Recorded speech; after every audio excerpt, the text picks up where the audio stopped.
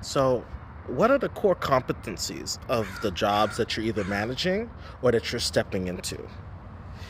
Um, this is more about the power of a good initial counseling.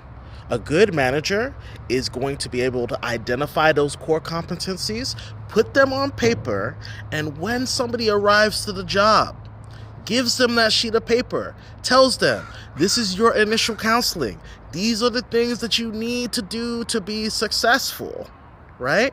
They list them out and then they give them a target to hit.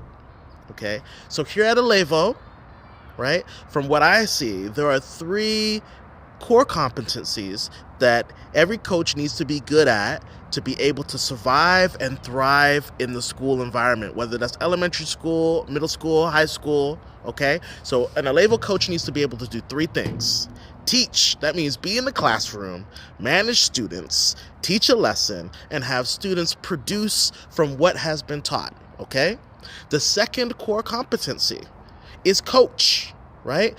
We need to be able to take the kids outside, set up a game or an activity, right, with the resources on hand to be able to host that activity for however long it takes for the kids to get the experience that we, as a company, say that we provide. And the third, often overlooked core competency for coaches from Alevo, right, is school support. How are you supporting the school? Do you have the skills to support the school? Right? So there's lunch monitors, there's recess monitors, right? Do you have your CPR certification? First aid, right? There are some Alevo coaches that are qualified substitute teachers. What's your background? And how are you managing those three core competencies? Okay, so again, you got to be competent in the classroom. We teach SEL.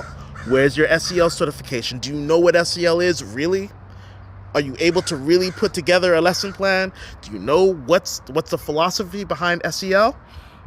Are you able to coach? Do you know the basics of PE for elementary school, middle school, high school? What California expects, right? Because I guarantee, I know in a school where you're surrounded by professional teachers, those teachers know the standard. And when they see you get up there and not exhibit mastery of the core competencies, then that shakes faith in the program. And if you're a third-party education provider like us, right, that means that you might not get that contract next year. So that's something to think about.